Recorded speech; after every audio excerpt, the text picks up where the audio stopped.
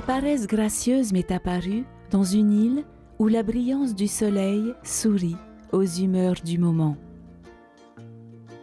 Fille de la lumière et de l'eau, cette terre lointaine connaît l'harmonie des contraires et la paix de l'éternité. Dans leur paréo bleu, aux motifs dorés, quelques fleurs à l'oreille, et dans leur belle chevelure noire de jet, les pieds nus, Théoura et Maria adorent avec la même ferveur les dieux tribaux et le Christ roi. À l'ombre des cocotiers, anges et démons partagent en parfaite symbiose les fruits de la diversité. Près d'une vasque étoilée, de nymphéas rouges carmin, un enfant assis nonchalamment sur l'épaule de sa mère connaît la rondeur de la plénitude bercée par la voix cristalline de l'eau qui s'écoule. Dans ce jardin d'Éden, j'ai déposé les fleurs de mon immortalité pour connaître à l'envi la splendeur du silence. Couché sur cette terre chaude et parfumée, je contemple enfin, les yeux fermés, la lumière apaisante du néant, pierre philosophale de mon existence. La grâce m'est apparue dans une île où l'utopie du soleil caresse le rêve de l'éternel.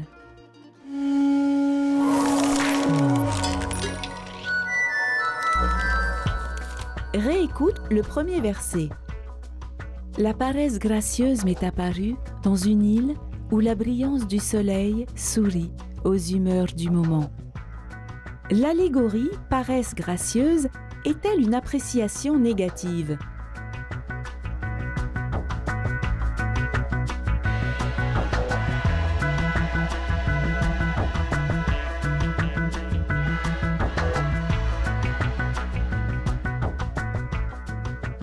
La paresse gracieuse dans le poème n'est pas une expression négative.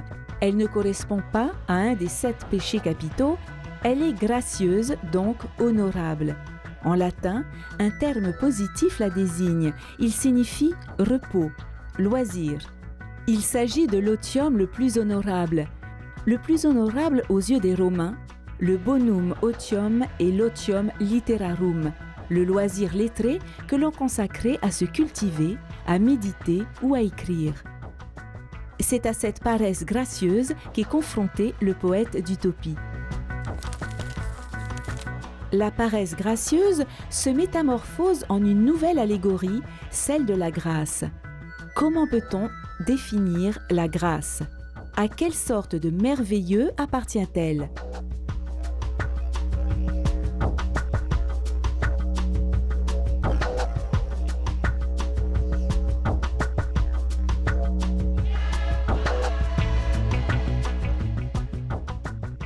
La grâce est aussi bien l'allégorie de la bénédiction divine que celle de l'inspiration poétique. La grâce appartient aussi bien au merveilleux allégorique qu'au merveilleux chrétien, présent dans de nombreux versets du poème et entre autres dans le dernier. La grâce m'est apparue dans une île où l'utopie du soleil caresse le rêve de l'éternel. La paresse gracieuse m'est apparue dans une île où la brillance du soleil sourit aux humeurs du moment. Fille de la lumière et de l'eau, cette terre lointaine connaît l'harmonie des contraires et la paix de l'éternité.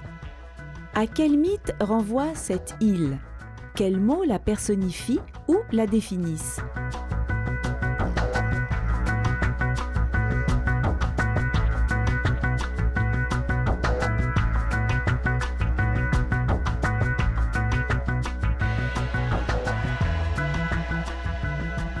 L'antithèse, fille de la lumière, en opposition au soleil, déifie cette île en un symbole d'union universelle.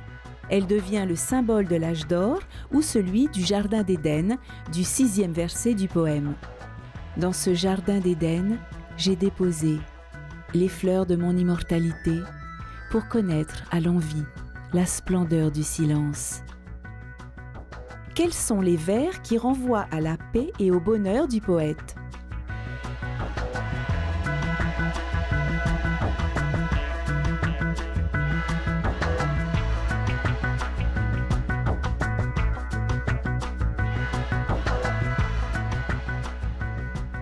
La splendeur du silence qui traduit la paix, la sérénité de l'esprit, mais également, couché sur cette terre chaude et parfumée, je contemple enfin, les yeux fermés, la lumière apaisante du néant, pierre philosophale de mon existence. Le poète ici dépose les fleurs de son immortalité et contemple enfin les yeux fermés. Le paradoxe de la vision cachée, des yeux fermés, participe au merveilleux allégorique à travers le néant qui est ici repos et non l'inquiétude du vide. Enfin signifie l'arrivée du poète, son attache de reconnaissance dans un monde bâti d'allégories, de contrastes où le sens de l'ouïe, de l'odorat, de la vue, le toucher s'épanouissent. Utopie, le poème renvoie au recueil de Gilles Cerdan, Utopia.